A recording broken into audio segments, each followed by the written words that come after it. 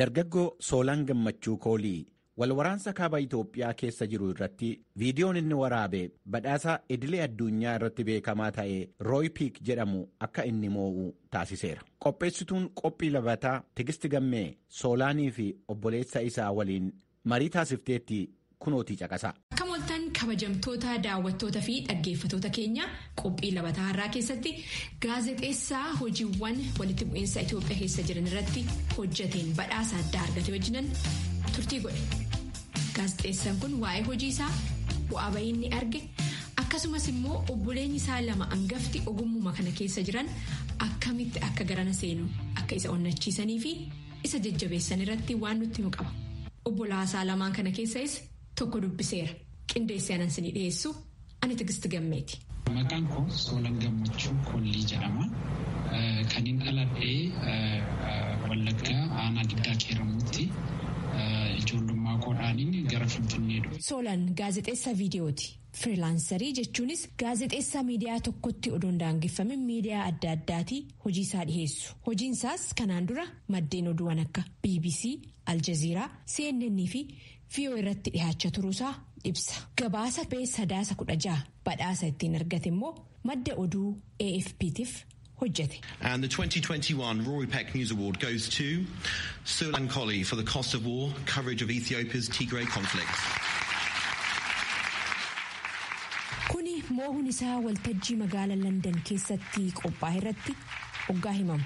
Badhaasni damee oduu kan Roy Peck bara 2021 Soolaan Kooliif gabaasa gatii waraanni nama baasisu jechuudhaan walitti bu'iinsa Tigraay Itoophiyaa keessa irratti hojjeteef. Soolaan qophii dheengaddaa irratti qaamaan argamuu baatus gama viidiyootiin Finfinnee irraa hirmaateera.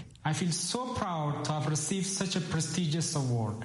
Gaazexeessitoota guutummaa addunyaarraa hirmaatan keessaa cuunfamanii gabaastota gara xumuraatiif filaman faayinaalistii jedhaman 3 keessaa tokko ture. Tokkoffaa ta'ee badhaasa maallaqaa akkasumas immoo geebaa fudhachuudhaaf garuu yaadeeraa laata.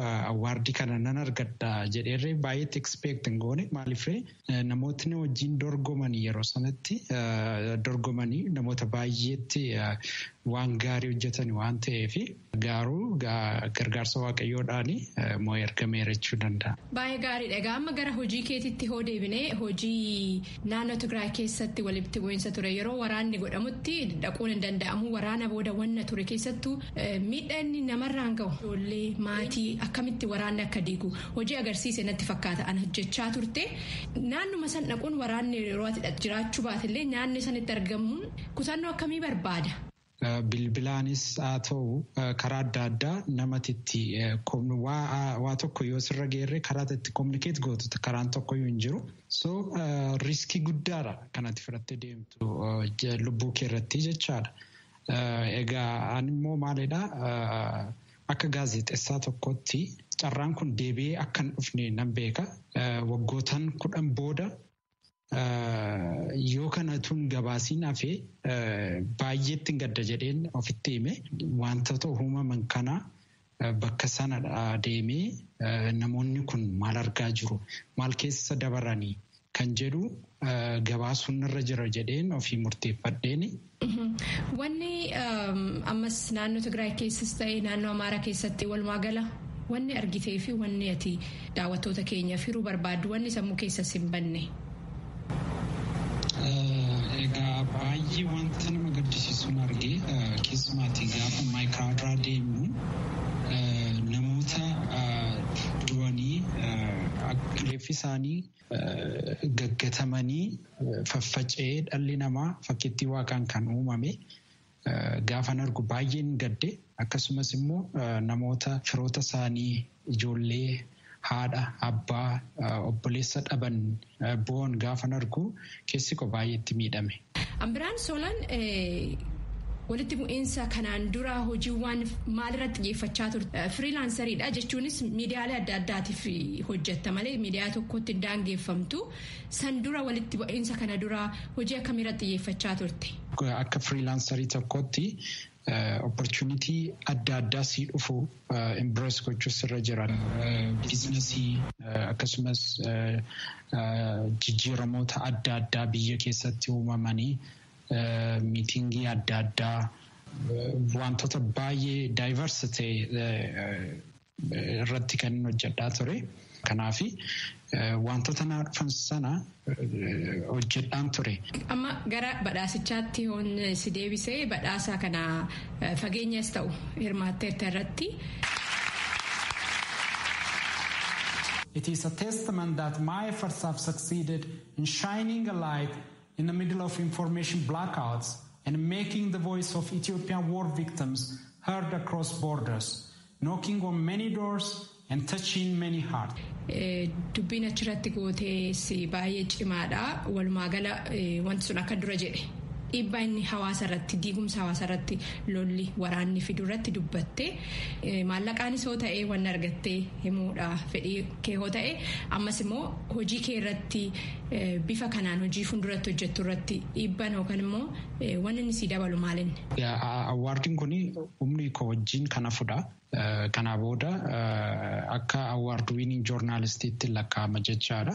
Qarshiinsaa baay'ee tun taaneyyuu garuu immoo recognitionii sanatti naafi waan guddaadha jedhee yaada. Gara fuulduraatti egaa carraa naabana jedheeni yaada.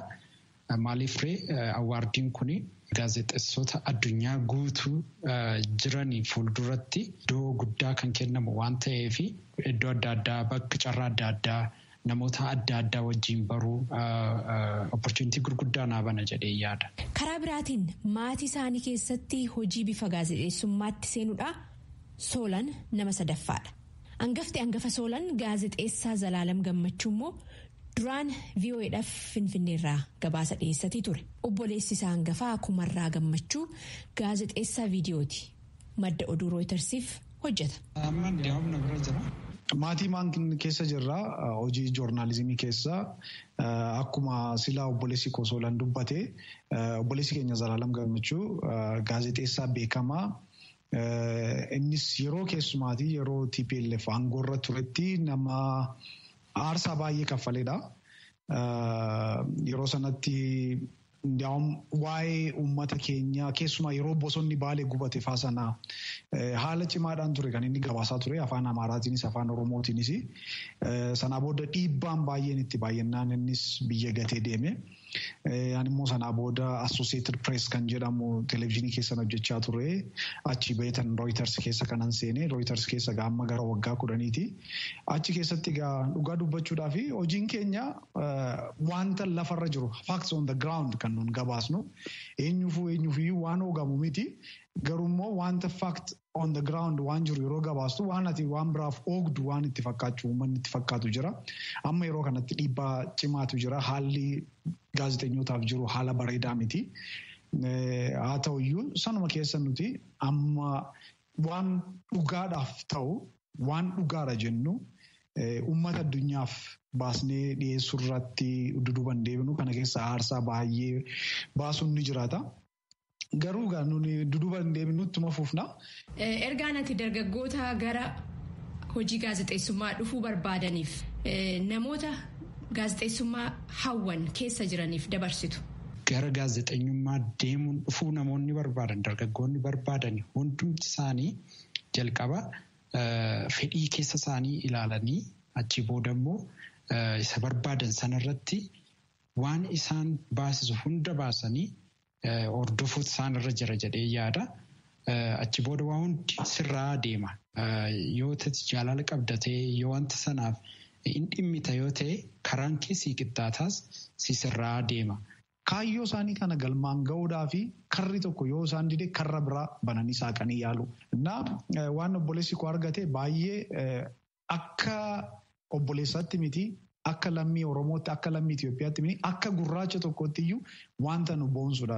Namoota faranjoota baay'ee wajjin addunyaatti wajjiniin morma wal qabeetu moo'ee gaafa dhufu baay'ee nuti waan nu boonsuu qabudha, waan namatti toludha. Hayyee ulfaadha egaa gara fuulduraattis badhaasa baay'ee sin hundumaafuu hawwa nagaatti.